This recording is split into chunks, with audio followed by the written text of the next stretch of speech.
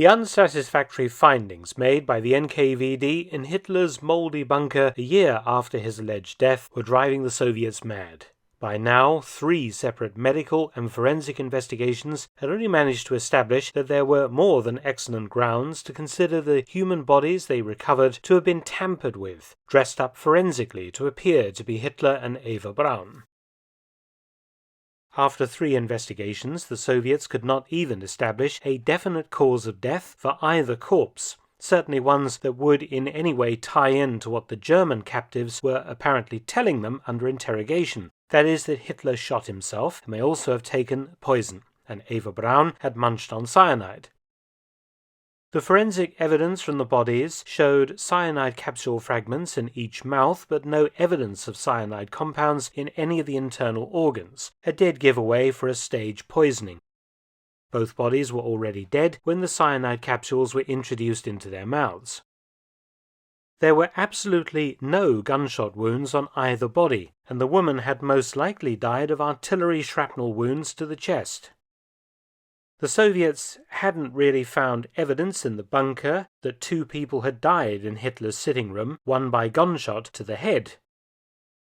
In fact, bloodstains on Hitler's sofa and in Hitler's bedroom were not consistent with the manners of death of the Führer and his wife. In any way, the blood type of both patches of blood was different from Hitler's. And all this after the Soviets had already made it known that Hitler and Eva Braun had died in the manner so well known to modern history books today. None of this pleased the big boss, Stalin, who was breathing down the necks of the investigators, demanding answers. Stalin's question was always the same: had Hitler escaped? Based on what 3 investigations had so far found, it was looking like a possibility. Or at least, if not escaped per se, rather escaped detection by the NKVD. In other words, where the hell were the bodies? Hitler had last been seen alive in the mid-afternoon of the 30th of April 1945, and allegedly his body, following a half-hearted cremation, was interred sometime after 7 p.m. that night. So where was Hitler? The suspicion among the Soviets was that they had been duped.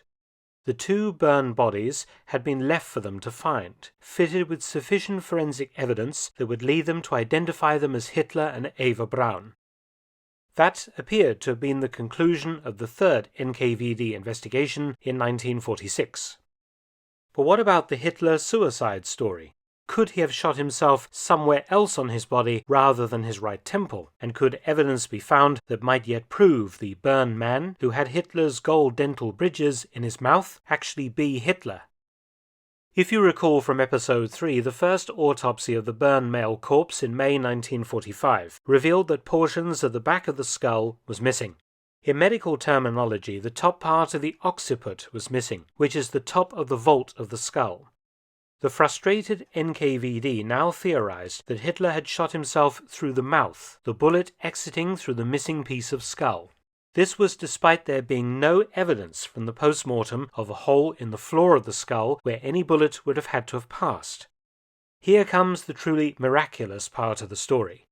Though the shell crater where the SS said they had burned and buried Hitler and Eva Braun's bodies had been carefully investigated by Schmerz in May 1945 and later by the NKVD investigation, not to mention dug over many times by others, including Western Allied investigators, the frustrated NKVD returned to the pit in 1946 and investigated it again. And lo and behold, they found pieces of skull, both burned, and one of them, seen here, with a bullet hole neatly drilled through it. The NKVD used the word miraculous in their report to describe its discovery. I might use the word convenient. Anyway, experts have looked at the pieces of bone many times over the last 77 years, and the conclusion is that the large piece with a bullet hole in it isn't a piece of occipital bone, remembering that the skull of the burned man was missing part of the occiput. Rather, the bone fragment is a piece of right parietal bone from the side of the skull, above and behind the temple. The bone junctions on the fragment have led some experts to suggest that the bone was artificially removed from the skull. The reasoning behind that accusation is that the suture lines that hold the skull together are extremely strong and very resistant to fire. A human skull doesn't just fall to pieces when exposed to fire, and certainly not to an open-air petrol fire. The direction the bullet travelled can be worked out from examining the bone fragment and finding its placement on a human skull. And it has been suggested by experts that the bullet travelled from the left frontal parietal area, or the left side of the forehead, exiting the right side of the head. On the burned male corpse, the left side of the head was intact and undamaged by bullets. However, a bullet can be deflected within the skull by a buttress of bone called the sphenoid in the base of the skull. A shot could have been made through the mouth, and the bullet diverted by the sphenoid to exit the skull where the bone was missing on the burned man. But again, it would have punched a hole through the base of the skull and the palate, neither of which was noted by forensic pathologists in May 1945. None of this really helped the Soviet case. In the end, the NKVD asserted that the woman had died from cyanide poisoning and had been hit by shrapnel whilst lying dead outside during the cremation. These two suppositions are demonstrably untrue according to Soviet autopsy reports. She was then identified as Eva Braun, based on Eva Braun's real gold dental bridge found loose in the corpse's mouth, a dental bridge that many people involved in its construction or in the dental care of Eva Braun said was never placed in her mouth while she was alive. So according to the NKVD, Eva Braun died from cyanide poisoning, exactly as the German witnesses always asserted, and as the current story goes. Secondly, the male corpse was Hitler because his real dental bridges had been found in the corpse's mouth. Now this is important. The dental bridges, as they are shown today in the Soviet archives, some of them are attached to a piece of jawbone. The question was, were they found actually attached to the jaws of the burned man, or were they found loose and subsequently attached to pieces of jawbone that were taken from the body? Käthe Häusermann, who was Dr. Blaschke's dental assistant, who treated Hitler regularly, said that she was only shown the dental bridges separated from any kind of jaw fragments. The Soviets, however, assert that Käthe Häusermann and Fritz Echtmann, Blaschke's dental assistant, who had made some of these bridges, were indeed shown freshly excised portions of jawbone, still covered with bits of flesh, and with the dental bridges still attached. So it comes down to the point whether you believe the Soviets, what they said. If you do, it's Adolf Hitler, because the bridges were perfectly fitted to the excised jaw. If you don't, and you believe Käthe Häusermann, Fritz Echtmann, etc., then there is some doubt over whether this corpse is indeed Hitler's, because the bridgework could have been placed loose in the mouth of a corpse that was altered in some way to appear to be Hitler's. The corpse, however, had a missing piece of skull, and, interestingly, a piece of skull fragment with a bullet hole neatly drilled through it was found in the same pit where the SS said they had burned Hitler. Perhaps he had also crunched on cyanide, as many witnesses stated, as the Soviets had also found a crushed ampule in the corpse's mouth. However, once again, there is no evidence of cyanide compounds anywhere else in the body, indicating that the person was dead when the cyanide was placed in their mouth. Therefore, the weight of evidence, according to the NKVD, was that they had found Hitler's body. The most important point in identifying Hitler's body was the dental bridgework. Case closed.